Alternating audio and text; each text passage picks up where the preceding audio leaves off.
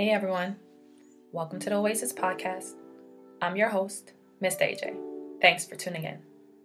An oasis is something that provides refuge, relief, or a pleasant contrast, and that is exactly what you will find tuning into the Oasis podcast. This is a space where I and special guests will be cultivating intentional and honest conversations about life's journey. Subscribe everywhere you listen to podcasts and watch us on YouTube now. Welcome back, everyone. Welcome back to the Oasis podcast. Thank you all for joining us again. And today we have one of our podcast favorites, Miss Ayanna. Hey, girl. Yes. So today we are talking about a topic actually that quite a few people who've heard the podcast previously heard your story and they wanted more information. They was like, oh, can you get her to talk about what her process been with foster care and all this stuff? So I'm like, why not? Right? Like, why not really put this topic out there? One of those, I think, areas that people don't really know a lot about. They hear things, but they're not sure about, or they may not even know anyone who's actually been through the process. So right. I think this would be a great topic, especially for our community. Since absolutely. A lot of our community, a lot of people and our kids in our community has been impacted by foster care system.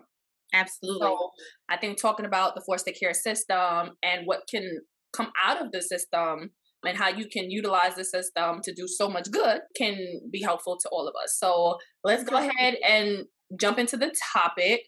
But before we do that, I know you've been doing some things. So go ahead and talk about them things.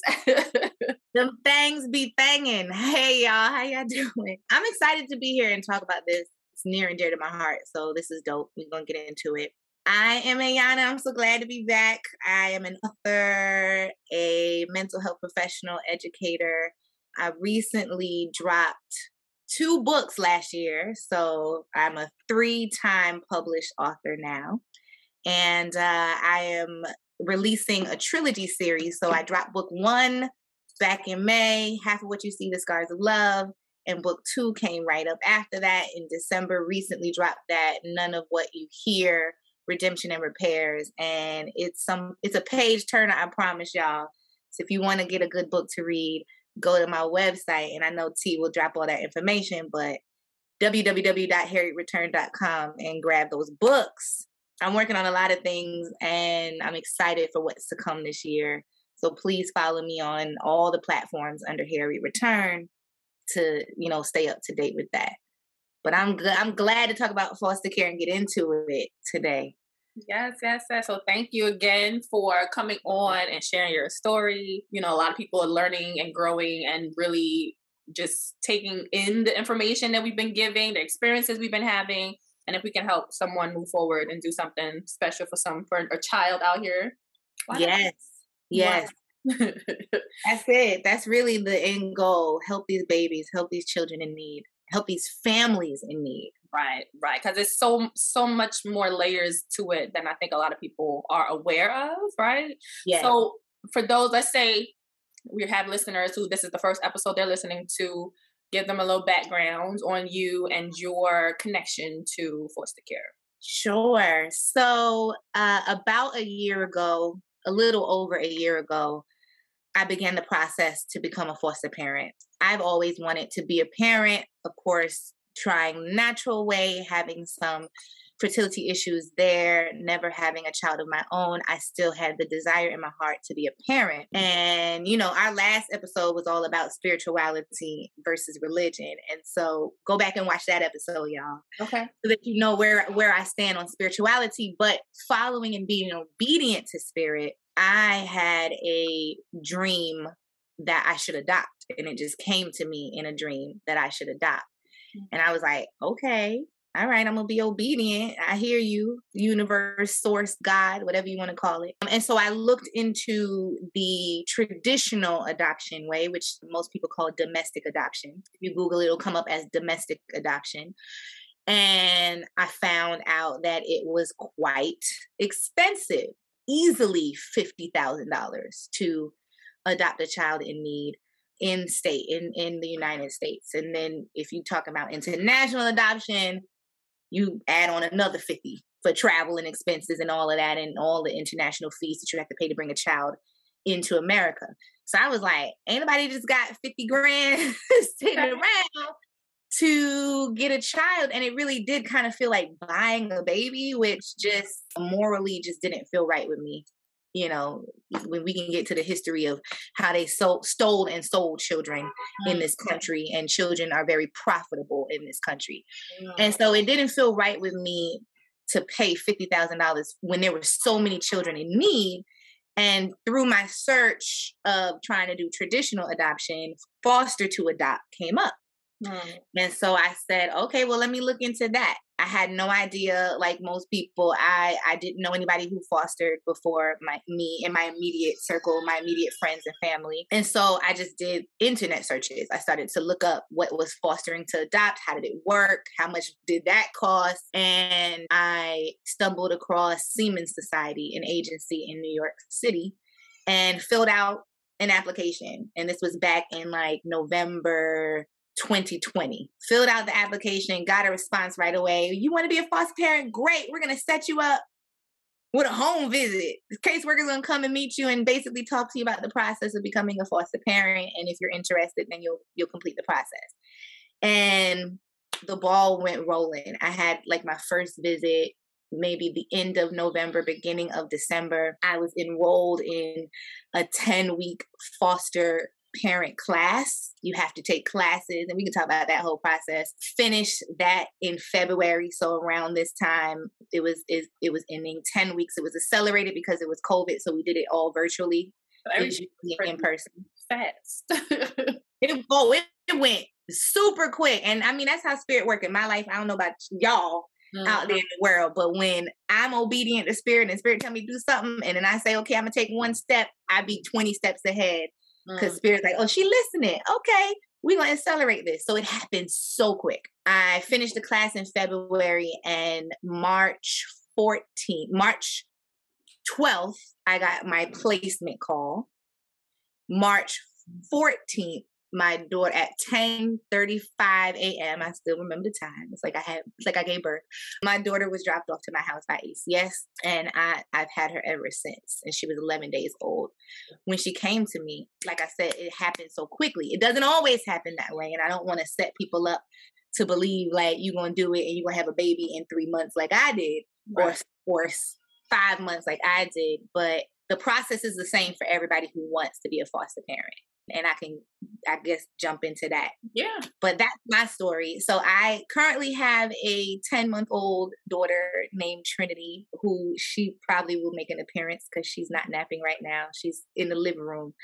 But if she starts to turn up, I'll go get her and y'all can meet her. But I've had her since she was 11 days old. She is in transition in her care, and we'll talk about care and what it means for a child to be in foster care. And I am on track to adopt, but I have not yet adopted her. So she is still considered a ward of the state, property of the state, a foster child.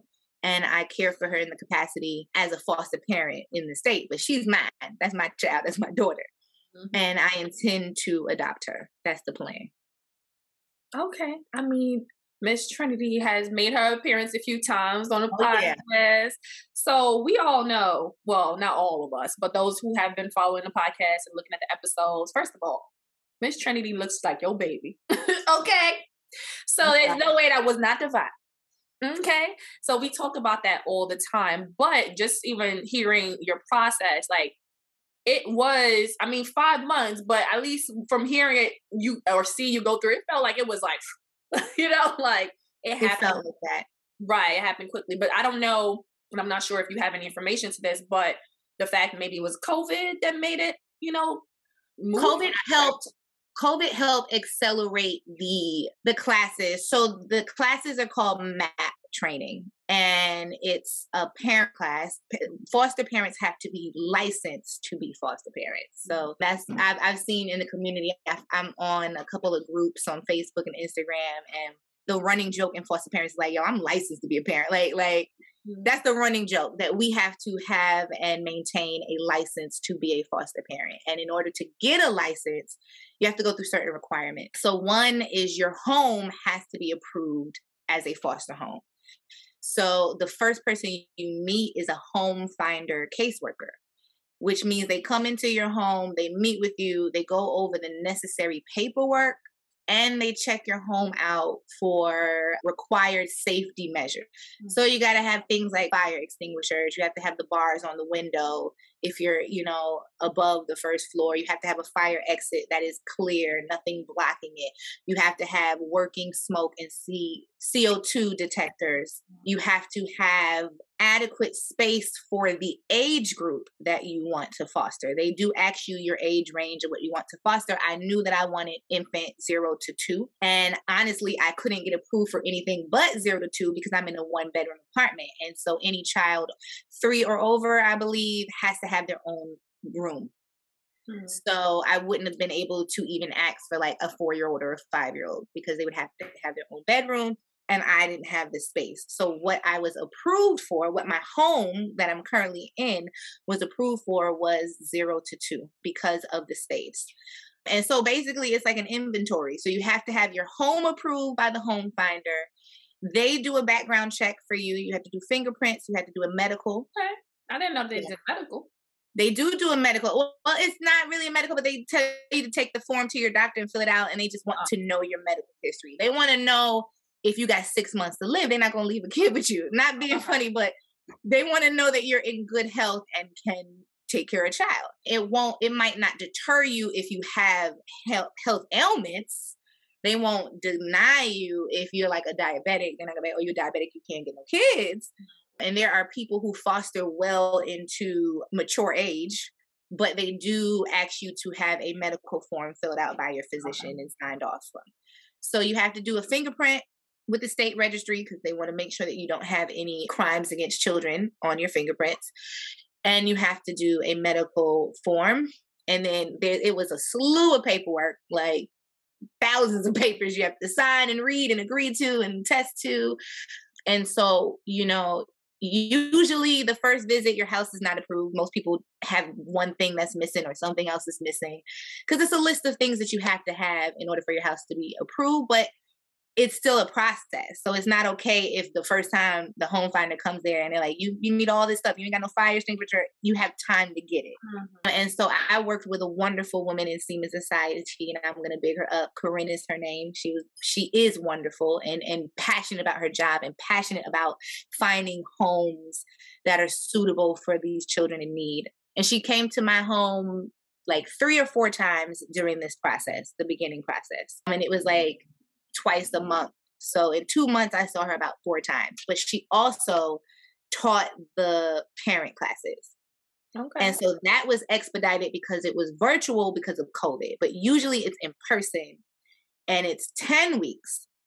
But they reduced it to about 6 weeks because we were doing it virtual. So they did it twice a week. So I was meeting every Monday and Wednesday for 3 hours. To take these parent classes with different foster parents. And some foster parents were like recertifying their license. And some were new, like myself, and had never been through the process. And the classes are really foundational courses to teach you about the system of foster care, what's the purpose of foster care, and what you may come across. As a mental health professional, a lot of the knowledge that was shared, I already know just because of the profession I'm in, but they talk a lot about trauma and how children are traumatized and how that will show up in behavior and how you address behavior as a foster parent. They also touch a little bit on how the system works, but not too much. It really is on, this is what can happen when you get a kid in your house, and can you navigate this? Can you navigate these behaviors? Can you navigate these personalities? Can you navigate the personalities of the families? And I want to stress this. Foster care is about reunification. I wish I could put a banner across the screen. Foster care is about reunification. That is the purpose of foster care. They are always going to try to reunify the children with their birth families. That's every child that goes into foster care. That is their first care plan. It doesn't matter the circumstances around why they were placed in foster care, how dire the circumstances are. The first plan for the child is reunification. And so you have to work around that plan. You as the foster parent you're a facilitator in that plan. You have to help with reunification. Mm-hmm. You have to keep that in the forefront of your mind. And that's hard for some people, especially people who want to do foster to adopt like me, because you want to adopt. You want it to be permanent. You want some permanency with the children that come to you, or you're hoping for that. Yeah. But I had to immediately say that might not be the case. That might not be the case this time or the second time or the third time. My child will be my child when my child comes to me. But I had to keep reminding myself and my family who knew I was doing this process, because they tell you to tell your family and friends that you're doing this, because you need family and friends in this process, mm-hmm. that it's about reunification. So as much as you want to get attached to these little ones, they have families. They come from families. Right. They come from mothers and fathers, brothers and sisters, uncles, aunties, grandparents. And sometimes those people do what they need to do to reunify with their kids. Sometimes they don't. But the point of foster care is reunification. And they stress that in the training. And so that was drilled in for the 5 weeks that I was in the training, 5 or 6 weeks that I was in the training. And you have to do a whole bunch of paperwork. You got homework to do. You got homework assignments. I had to fill out a whole family history, like genealogy type of project. It's homework in it. Like, it's actual classes and work that you have to turn in. And you have to find at least 2 people in your life that are willing to go on file as being a backup babysitter for you if you ever need to leave your child with somebody. And they have to also do fingerprints and a medical. And then once all of your paperwork is done, all of your classes are done, and everything gets, of course, signed off and approved, and it goes up the chain of command through supervisors, because that takes time too. Every agency works differently. Some agencies are efficient and they get that paperwork through because they need foster parents. Right. Other agencies, turnover is real in the city right now. Turnover is real in social services. So they might not have a supervisor to sign off on it because somebody done quit. So that may, belabor the process. But once everything is approved and signed off on, then you are told that you're licensed. And then they pass the foster parent, and your case as a foster parent off to the placement team. And the placement team will call you with children that need homes based on what you can accept in your home. So for me, process. Yeah, I mean, you definitely were blessed, and I guess, and things kind of rolling through kind of seamlessly, essentially. It did. The process, because there's tons of different foster care agencies. Is this process the same across the agencies? There may be slight variations in the lessons that you get, the materials that you get, but the process is the same because it's all regulated. It's all regulated by ACS. So there are foster agencies like Seaman Society, like Children's Aid. I'm trying to figure out some other names. I'm drawing a blank on other names, but there are countless. But they're all regulated under ACS. And so they all have to check off that all of their foster parents are certified and licensed in the same way. So it is very, very regulated. You can't skip over any of these steps. And if you find an agency that's like, oh no, we don't do that here, it's probably, finaglement. And if they finagle with you to become a foster parent, imagine how they're going to treat you when you need them to help you deal with the foster kids that they're going to place with you. So you want an agency that is on the up and up and doing what they're supposed to do. But that is the process, nuts and bolts. Your home finder comes to your home, approves of the home. Your home has to be approved.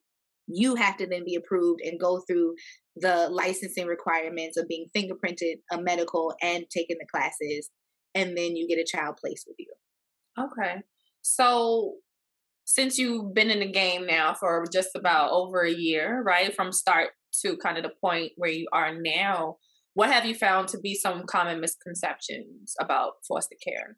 I think some common misconceptions is, the child is going to come and just be outrageous. I got an infant, so, she was 11 days. She didn't know nothing but feeding and diaper changes. But children are children, and any child you get, any age that you get, any age that you're looking to get, understand that children are children and there's resiliency in children. They are placed in care because of neglect. Understand that.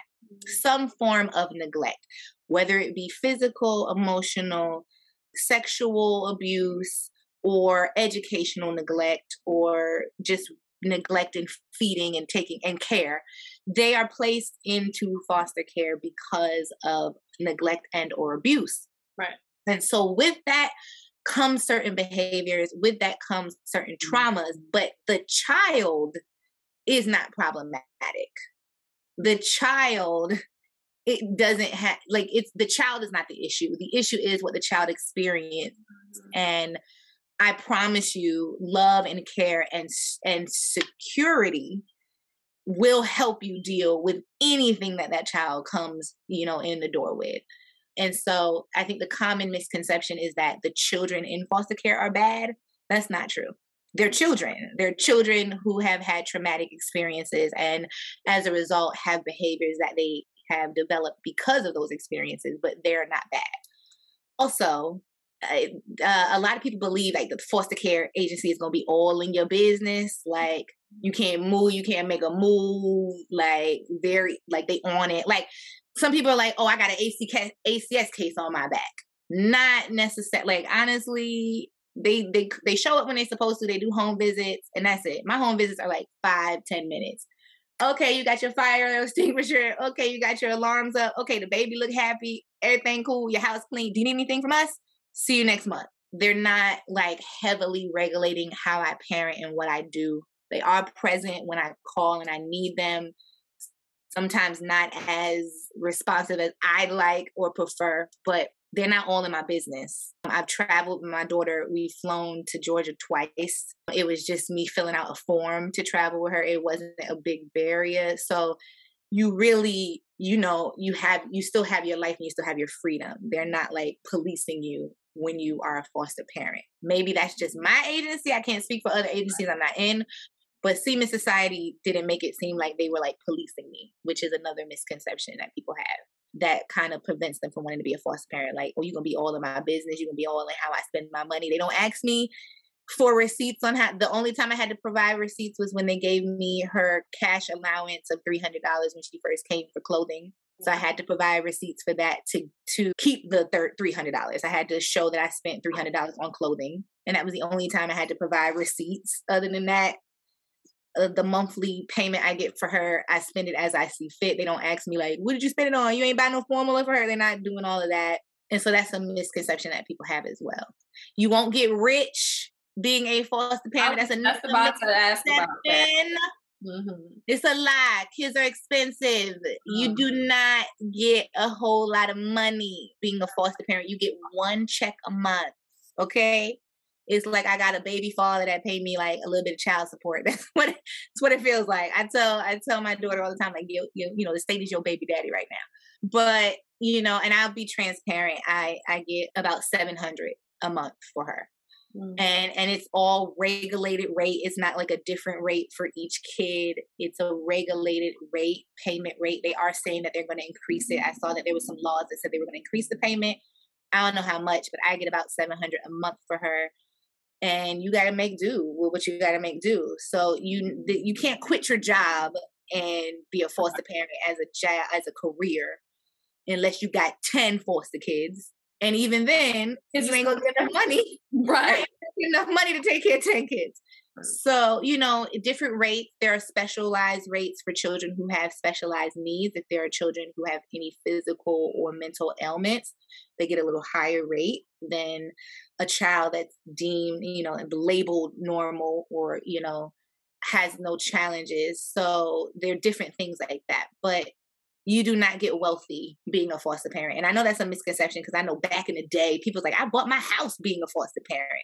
Mm-hmm. And I'm like, I can't buy no house with what I'm getting.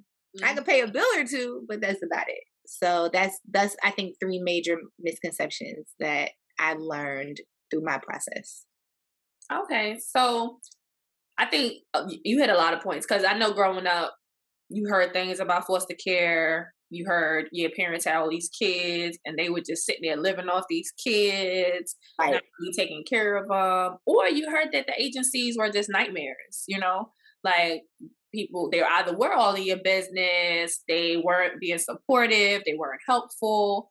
So, I mean, I'm happy to hear that it's a different experience, that, that it's not all like just this terrible, terrible, terrible thing to go through. Because I think that it is a real widespread thought that, oh my gosh, that's just too much. It's just a headache, right? Like being a foster parent is too much of a headache. And it's unfortunate, right? Because all these kids need a place. Like there's so many kids in foster care and they need a place. But also remembering it is about reunification. And I think sometimes that's the pill that's hard to swallow too, right? Because if you are a nurturing, caring, compassionate person and you are really caring for a child with your whole heart, you don't want the baby to go, right? You don't want that child to go because they're now part of your family, that your heart is now there, rather they are now wrapped in your heart. And so it's like, that might be one of probably it's not necessarily a misconception now. I mean, I think that's just pretty real part of the process that might be a difficult pill to swallow, though. A huge difficult pill to swallow. And it's not a misconception. It is a reality of it. Foster care, and I will say it wholeheartedly, foster care is about reunification. And so I can only speak about my journey. I knew that I wanted to have a forever child. I wanted to adopt. And so I prayed on it and I said, God, when the child that's supposed to be mine comes, then it comes. If I got to go through a couple of children before then, God, then I am just a safe space for these children until my child comes. And I had to say very, very detailed prayers around, Lord, protect my energy, protect my spirit, protect my patience with the reunification process. Cause that shit, for lack of a better word, is hard. You get a little baby that you nurture, that you lay on your chest at night, that you wipe their butts and their nose and you kiss them and you watch them grow, you watch them meet milestones and they are attached to you. And then on the back end, you have a family that's attached to this little baby that is currently in their season of struggle and may or may not get their stuff together to the point where the child can go back to them. But you have to go through that constant cycle of trauma with the kid. It's hard. Yeah. I'll speak on my situation, and only thing I can offer to people who are in the process or thinking about the process is just perspective. My perspective on it was nobody's perfect. Everybody is one choice away from a different story. And if I were a parent, a birth parent, and I had my child taken away from me, would I have wanted the opportunity to do better to get my child back? And the answer was absolutely yes. Even if I didn't know how to take the opportunity and how to succeed in the opportunity, I would have wanted the opportunity to be offered to me. Even if I was a complete F up, even if I messed up every month and I was struggling with whatever trauma or addictions or issues I was going through that prevented me from being a good parent, I would want somebody to say, you are worthy enough to get an opportunity to get your child back. Because that's the reality. Like, that's what I would want for somebody to do for me. And so I had to have I had to extend that same grace and energy to my daughter's birth parents and family. I had to say they deserve that opportunity, even if they don't take it. In my particular case, and I won't go through specifics, but there is no connection to her birth family. I will say that. And so my case looks like it is fast moving towards adoption, but that could change at any moment. Yeah. Literally any one of her immediate family, her parents, anybody who is connected to this child biologically can come and say, okay, I'm ready to get my shit together. Right. I'm ready to see about Trinity. And then guess what? Then the case starts right back from zero. And then we go right back to case planning around reunification. Even if I had my heart set on adoption, even if for the past 10, almost 11 months, I have been raising this child as my own, even if everybody in my family has been invested in this child's life as if she's not going anywhere.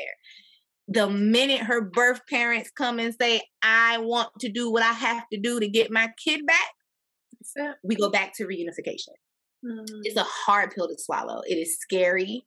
It has kept me up at night. I have been worried about it, but I believe God. I believe in God's promise over my life. I believe in God's promise over this child's life. And so we wait. We wait until we don't have to wait anymore. We wait until adoption is finalized, or we wait until whatever is supposed to happen for Trinity happens. I can't control that.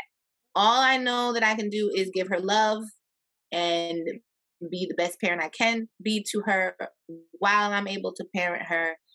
And if it ends in adoption, then she's mine, as she always has been.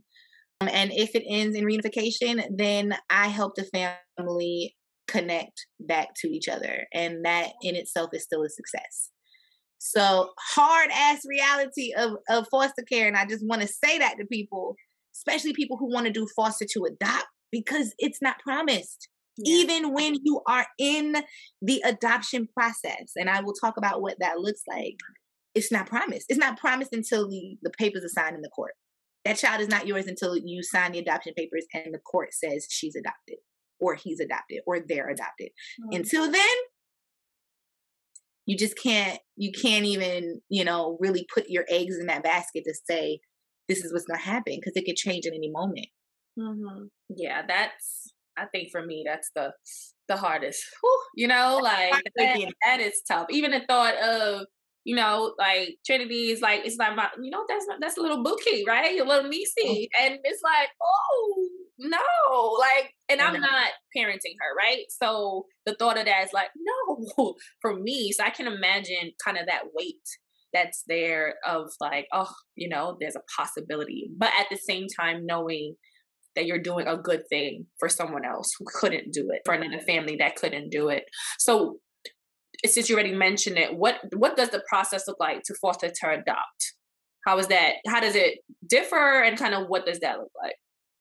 So as far as my research, because I'm currently in it, what I researched is when it's a typical case, and there's no such thing as a typical case, but when it's a case where the parents are involved in some capacity, meaning they show up for a visit, whether they are consistently showing up or infrequently showing up, they are in contact with the agency, then the parents have a care plan. So the parents themselves are also clients. The child is a client, the parents of the child are clients, and they have to meet certain goals in order to get their kids back, whatever their particular situation may be. So if it's a situation that's involving substance, then of course they have to stay clean, remain clean, and go to treatment. If it's a situation involving some mental health issues, they have to be in treatment and be medicated and show consistency in that. And they also have to go to parenting classes. Mm-hmm. So they're required to go through certain parenting classes or anger management classes or whatever the situation is that ACS deems is necessary for their case. They also have representation. So my daughter has medical representation. She has her own LPN. She has her own lawyer. The parents are also granted a lawyer through ACS. And so they have their own case. They have to comply in the case. It is the foster care agency's job to follow the case and make sure that they're compliant. It's the caseworker's job to follow the case.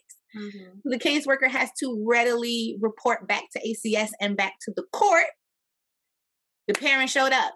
The parent didn't show up. The parent completed the program. The parent didn't complete the program.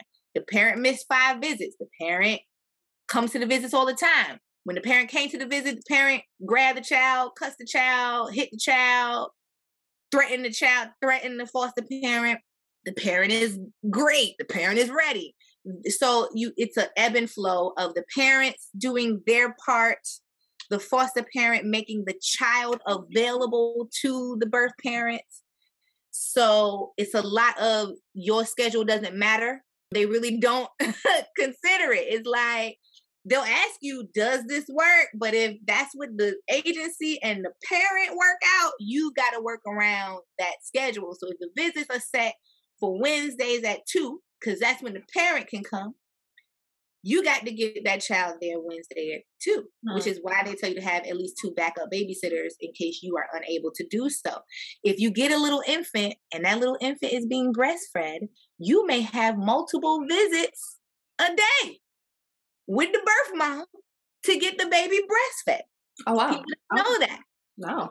Because they want to keep connection. with the birth parents. They want reunification. So think about that if you want to get a little baby, a little infant, because that may be something that you would have multiple visits in a week.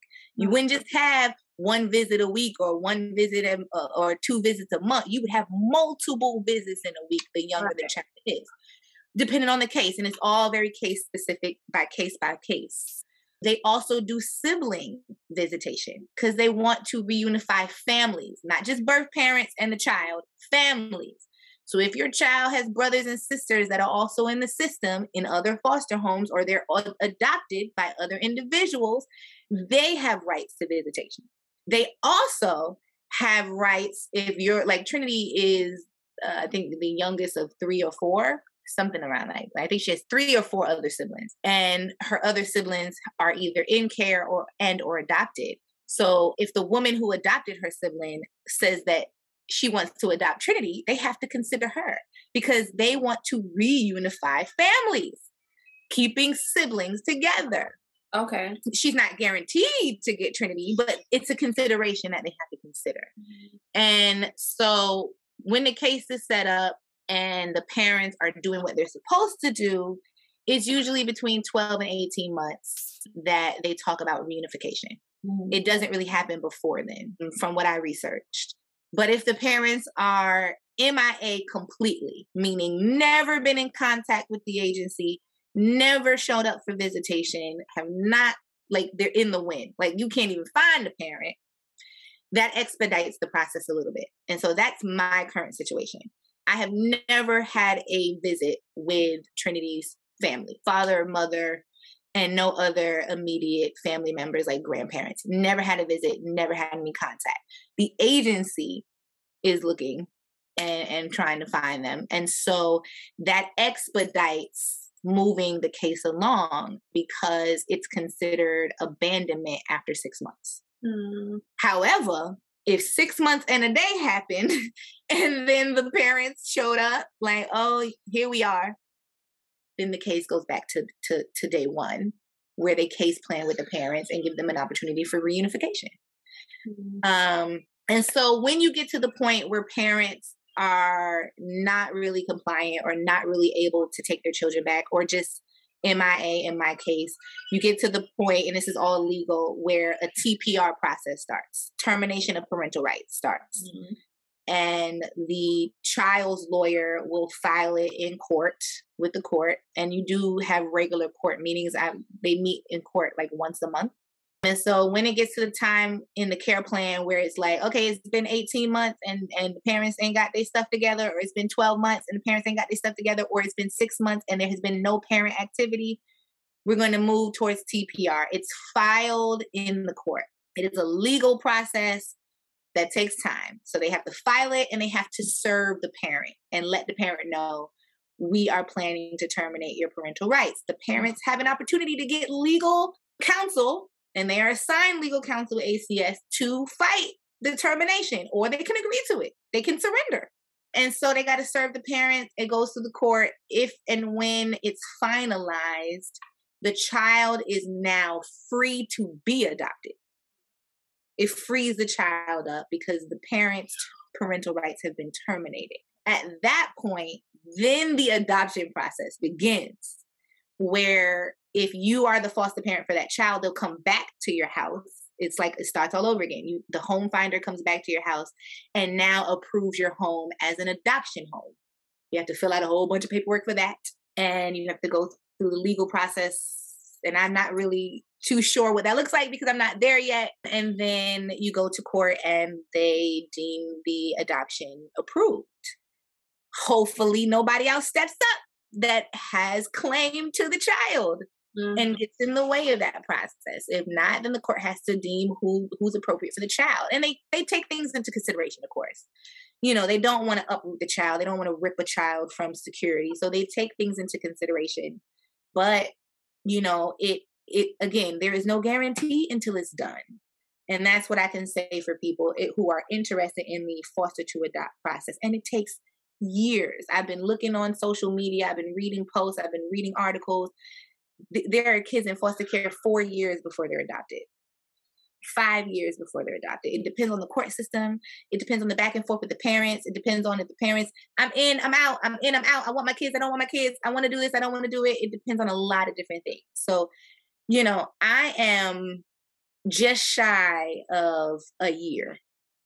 And I am at the process of where the TPR was filed. Not approved, not complete because they can't serve the parents. So I'm at the process where it was filed, and now we got to wait for the courts to move along. That's where I'm at. So, 2 questions while you were speaking that kind of popped into my head. When the adoption, let's say, God will, the adoption process goes through, is the agency now no longer involved? They have adoption services in the agency. It's like different departments. So you move from the foster to the adoption side. You can still get stipends for children who are adopted. So you will still get monthly stipends. I don't know if that change. I don't know the amount, if it changes or whatnot. I think you get it up until they are 18, I think. And there is services for adoptive parents, but a lot less. Now all of the medical is under me. She'll have to go under my medical insurance. They don't cover her. Like right now she's under, their medical insurance. All the medical stuff goes under them. So that stops. There'll be a lot less coordinating of services for her because she's now my kid, my child, right. Fully adopted. But they do offer a limited amount of support as far as I've been told. Okay. And I know you said that your house was approved for 0 to 2. So what happened after she turns 2 years in a day? They want her. Well, it's not like you got to move up out of here. So I wouldn't be able to take another placement. Like if she, they would come and be like, you have to transition her out of the crib. She'd have to have a better home. They would recommend you need more space, but they wouldn't remove her because I wasn't in a 2-bedroom. Oh, okay. You have to accommodate her and make sure that she had her own sleeping space and make sure that she had her own bed that was suitable for a toddler and she wasn't still in a crib. But I wouldn't be able to take another placement. So if I wanted to I want to help another kid, you don't have the space. So I wouldn't be able to take another child in. And it's also with like boys and girls. Like if you had 2 little girls, they could share a room. If you had a boy and a girl, you wanted to take a placement and it was a boy and a girl, they would have to have separate space if they were a certain age. And the agency will break that down to you and explain that to you. But they wouldn't come and snatch a child. Oh, she's 3 and you in a 1-bedroom, we're gonna take her away. No, they would want you to make the space that you have to accommodate a growing child.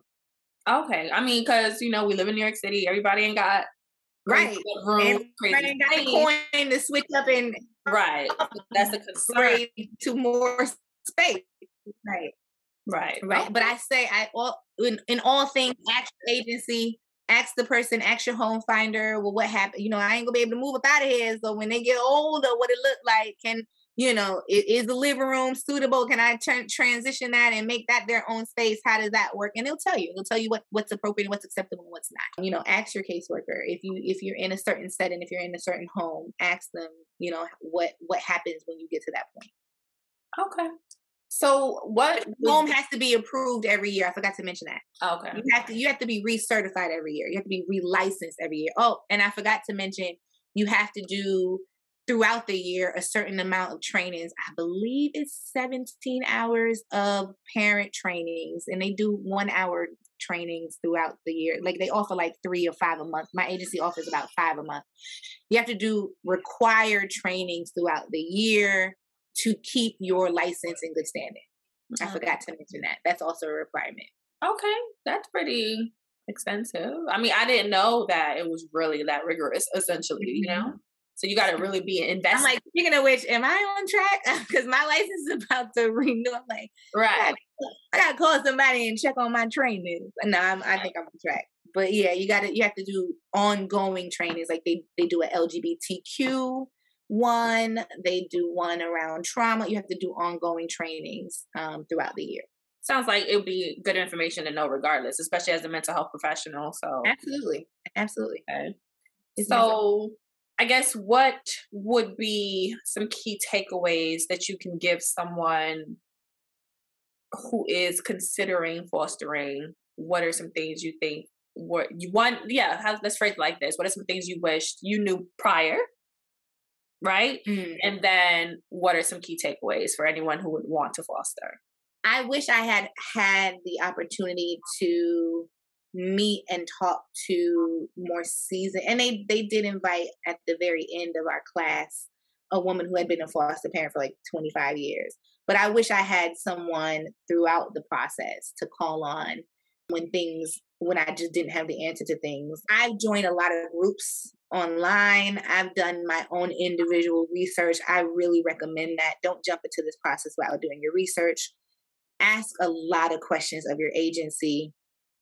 Ask a lot of questions around their expectation of you, and be clear on your expectation, and learn how to advocate. You are not bothering somebody if you got to call 5 times to get the answer that you need for your kid. Like, I think that's just a lesson for all parents. Advocate for your children and learn to, be persistent when your child needs something. And you may have to do that with your own agency, because your own agency may not be as responsive as you need them to be. But you need them to be responsive and give you what you need for your child. There are things that are sometimes frustrating. Like, literally, I had a home visit. It was virtual last month. And the caseworker was like, oh, by the way, we reimburse for like strollers and high chairs and stuff. All you got to do is give us the receipt. And I was like, my kid is 10 months. She's had a stroller her entire life. Like, I don't got no receipt. That was 10 months ago. Why didn't you tell me that 10 months ago? And it's stuff like that. It's frustrating. Like, I ain't got no receipt. I can't get no money back. Somebody gave me the high chair. Most of her stuff was given to me, so I didn't have to come out of pocket for a lot. Thank you, Village.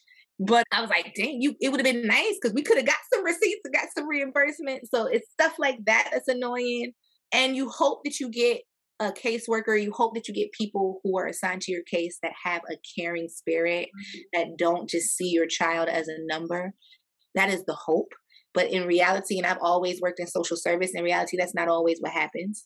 And a lot of times these children and these families are treated like another case, another number. Yeah. Because it's a burden on there. I've been on the other side where you got 18 cases, 20 cases. These caseworkers got too many cases, period. The system is very flawed. Understand, the system is flawed. Yeah. And people in the system are flawed. And so you pray that you get connected to somebody who really cares and gives a damn about the kids that they work with, and have a helping spirit and will help you. But if you don't, you better ask for somebody new. You don't have to deal with that. Right. Ask for a new caseworker. Ask for a new supervisor. Or change agencies. Right. You don't have to stay where your child and you are not being cared for and not getting service, and it feels abusive. I read posts on these groups, and they're like, nobody cares about foster parents. And I'm just like, I don't have that experience. 1, because I advocate like crazy for mine. And 2, I've just been blessed to be connected to people who really care about these kids and care about, their well-being. But if you are in a situation where it doesn't feel like that, change agencies. You have the right to do so. You can change agencies with the child? Now that I'm not sure. I think you can change agency. I don't know if the child can change agency, but it's something to look into. I'm going to ask. I'll get back to that. I'm going to ask that. I'm not sure, but advocate. Go to ACS and advocate, because ACS regulates these agencies. So if you're not getting it at the agency level, go above the agency level. They are not taking care of this child at this agency, because your job as a foster parent is to advocate for the well-being of the kid at all times. That is your job. You are to advocate for the well-being of this child. If it's not being done, it is your job to say it's not being done. And sometimes you got to say that about the agency. Right. So, I say ask questions, say be persistent, have a strong village. I would not do this if I was just by myself. I couldn't have done this if I was by myself. And know that if it's 10 days the child is placed with you, 10 years, or a lifetime, you are making a difference in a child's life. You gave them security, you gave them a safe place, you gave them love. And that's the end all be all of it. That's what matters when you're doing foster care. So if you have a heart to give love, you want to see a child okay and safe, and you want to be the place to provide that for a child, I say look into it and try it out. And I will give you this. I spoke to my mentor. She's like my second mom, and she told me this, and it really helped remove a lot of the anxiety I had around this process because I was anxious. She said, it's okay if it doesn't work out. You can always say, this doesn't work for me. I don't want to continue. Yeah. And that's not a failure. That's just, it's okay if you don't want to continue fostering. You can actually say you don't want to continue with a placement. You're not stuck with a kid when they're placed with you. I forgot to mention that. Some placements don't work. Some children don't work in your home. Yeah. It's okay to go back to your placement team and say, unfortunately, I can't continue to foster this child. Mm-hmm. It is disruptive to the kid to be moved again, but it happens. If the child is not safe in your care and you don't feel secure in taking care of the kid, don't keep the kid. Give the kid back to the agency. Let them find a home that is better equipped to deal with that child's particular needs, and you try again or you don't try again. Yeah. So you're not obligated to continue to foster. That's something else I want to mention to people who are considering it. And that really took like all of the anxiety away from me. So I was like, yeah, you're right. Like if this child comes to here and it's just too much for me to deal with, I can always say this is too much for me to deal with. Right. Knowing that you tried, at least you tried with your whole heart. So right. I said that's my words of advice to people who are considering it. Research it. Talk to somebody who, like myself, or somebody who's in it or has done it, and do it with your whole heart. Do it with a spirit of love, and you'll be fine.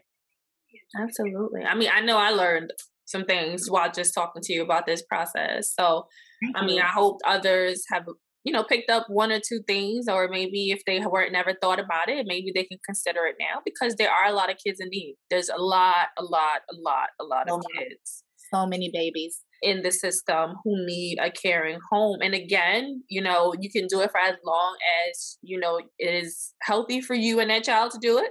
Right. An important piece about it. And knowing that you, again, are trying with your whole heart. There's not some ulterior motive. Because you ain't going to get rich from doing it. I promise you. No. I'm telling you, you're not going to get rich. And it will work one way or the other, whether it's financially or not. It's energy, it's emotions, it's mental. So don't think you're going to go in there, make a couple of dollars. You're going to spend a lot more, essentially. Oh yeah. And energy and patience, all of that thing. And I want to, encourage people to also, people love the babies. I know I got an 11-day-old baby, and I did so, one, because that was a placement that I could get, was a young child, but also consider kids of all ages. There are children in foster care until they are in their early 20s, still waiting for someone to say, you're worthy enough of a forever home. Yeah. Like think about you when you were 20 years old and 21 years old. You didn't know what to do in this world without your village uplifting you and protecting you and giving you guidance and loving you. Those 21-year-old babies, because they're still babies, they deserve forever homes. They deserve security and love as well. And so if you find it in your heart to consider fostering for older children, because those are the ones that are the most underserved. Yeah. Those are the ones that are the hardest to place and the hardest to care for. And they need people that say, okay, I have space for you, I have a home for you, and I have enough love for you. It may come with different challenges, because teenagers are crazy anyway, but it's a beautiful thing to consider. So if you have the space and the patience and the love for older children, don't just run for the babies, because the babies are more headache. When I told my placement worker that I wanted a newborn, she was like, yeah, but... and she was real with me. And she was like, I'm telling you, you might have 5 visits a week, because the babies they had more visits. She was like, it may be crazy. Like, your case may be ridiculous. I just want to tell you, I'm going to give you what you're asking for. You want a baby, I'm going to give you a baby. But, yeah. So, ask questions, do your research, and just, if you have space in your home, in your heart, please consider being a foster parent. Please. We need more foster parents. We need more people out there who want to keep these children safe and give them love. So please consider it. If you are thinking about it and you're on the fence, I'm telling you, go over the fence. test it out. It has blessed my life. I have never been more blessed in my life since I said yes. I'll say yes to Trinity for the rest of my life. Oh. I plan to foster again. For anybody who is wondering, I plan to do it again. And it's been a beautiful experience for me. That's beautiful. And I mean, I've seen the joy that you've gotten from receiving Trinity and caring for her. I feel that love. I see the love that she has, and she's loved by your whole village. Oh yeah, included. She is something else. That's my girl else, baby. But she's loved, and she's just full of personality, and she really has brought some joy, not only to you, right, who decided to make this decision, but to everyone that you encounter, and therefore she encounters. Yeah. So I mean, that is definitely something to think about for those who are willing to foster. Like, that child is going to touch so many people's lives. Absolutely. And it's like they will touch that child's life. So it's something that I think it is beautiful. And again, there's the ups and downs, but if you're trying again with your whole heart, it's gonna work out. Believe it's gonna work out. It is, and it always works out for everybody's good in the situation. And you the reward is that you give a child love. That's the reward. Like, at the end of the day, that's the reward. If you don't get nothing outside of it, you know that you gave the child love. So I am opening up. I actually wanted to say, because one of my goals this year is to host regular events where I am promoting foster care, having conversations like this, connecting to community, connecting with people who are either considering being a foster parent or are newer in the process and want to connect with somebody who's doing it. And so I'll keep you in the loop when I start to plan my events. But, y'all can find me on social media. Please add me, inbox me, DM me. If you got a question, I am open to it. If I can share what I can share, I will. I can't share personal information. I want to protect my child and her privacy and her information. But if I can talk about me and my process of being a foster parent, I absolutely will. And I'm just here. Like, listen, you need some supplies. I got clothes. Anybody just had a baby girl? I got clothes sitting around here that she can't fit no more. I'm going to pass it on because somebody passed it to me. Like, that's the type of village that we need to, cultivate with each other and protect our children. Do it for our babies. Absolutely. So you just mentioned some things you have coming up. Are there anything else? Where can everyone find you? What else can they expect coming from you in this new year? Ooh, girl, there's so much. There's so many goals I have, but really and truly, I'm going to keep creating, keep writing, keep sharing stories. I got a couple of more books in the pipeline, promoting the books I have. I'm about to kick off some fundraising activities. Okay. I'm a newly formed LLC. I forgot to mention that. Newly formed LLC. Yes. And I want to host regular, at least monthly events when the spring and summertime hits. And so for the next 90 days, I'm going to be, reaching out to community to build some capital and build some connections. But some events I'm looking to host are artist showcase events, poetry events, open mics. That's my thing. But artist showcase, author showcases, writing workshops for anybody who is interested in being a writer. I want to host some writing workshops and information around that. I'm also a life coach. I'm starting to take life coaching clients. I want to also do some group life coaching events and retreats, wellness retreats, and all of those good things. There are a lot of dreams that I have and a lot of goals that I want to accomplish, and it more to come from Harriet Return and more to come from me. And so please follow me. Follow me on YouTube. I drop some funny content. I drop some inspirational content. And I drop some cute content. You can see Trinity up there reading books with me if you want to see that. And follow me on Facebook and Instagram just to stay up to date, because I'm going to be out there moving and shaking and making connections. And if you want to connect with me, I want to connect with community. I want to connect with other people who are doing. I want to connect with doers. So if you are doing, hit me up. Let us collaborate. Let us connect. I am ready to partner and get in the community and build community. That's really what I want to do this year, is build community. Yes. So thank you for once again. I'm going to grab my baby. I'm going to show her off. I'm going to grab my baby. Okay, come on, Trin. Yes. Girl. I'll be right back. Okay, go ahead. Hi, little mama. Say hi. Hey. Hi, Trinity. Say hi, girl. Get you together, girl. You can't be on screen not together. Get you together. Look presentable. There we go. Hi, Trinity. Hi. Hi. Hey, hi, boo boo. Say hi. Look at she like, why you got me on here? Give me a smile. Hi, baby girl. You making a smile? Come on, give the people a smile. She like, She's like, I'm gonna do what I wanna do. Not in the mood. I was watching my show. She sure was, and I just snatched her out of the swing. That's all right, girl. I'm about to miss the part. Look. She like, I'm trying to look behind. Say hi. Hey, baby girl. Say nice to meet you. Huh. All right, this is what she gonna give. The queen of side eye. Side eye. Oh yes, my little mama be giving them looks. She's like, yeah, I'm not interested. Thanks, though. Okay. Maybe later. Hi, girl. Well, bye-bye. Thank you so much for both of you guys for joining us once again. Thank you. Oh, you looking now? No, not yet. Okay. Thank you again, Ayanna. And we're gonna be on here again. You know what I'm saying? We got things to talk about. We got plenty to talk about. First of all, shout out to you and what you're doing with this platform. You are consistent in dropping good content. If y'all are listening, y'all better big it up. Y'all better like, y'all better share, y'all better follow. Tell a friend to tell a friend to tell a friend. Tell your mama, tell your aunties. Listen to the Oasis podcast. And I will always come back. I will always be a guest, right? Yes, you too, kid. You too. No. I don't know why you trying to get me to give you something. I'm not giving you nothing. Not today.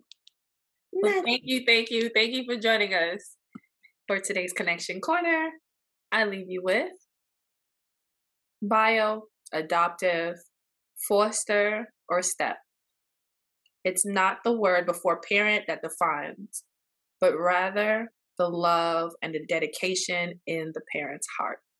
Thank you for joining us. Thank you for tuning into this week's episode of the Oasis podcast. I hope you were able to find something that resonated with you on your journey. Don't forget to subscribe anywhere you listen to podcasts and YouTube. Rate us and leave us a review and comment on Apple Podcasts, iTunes, and YouTube. Share your favorite episode and like us on Instagram and Facebook. If you have any questions, comments, want to be a guest, or any show ideas, contact us at ajaysoasis@gmail.com. That's AAYJAYSOASIS@gmail.com, or direct message us on Instagram and Facebook.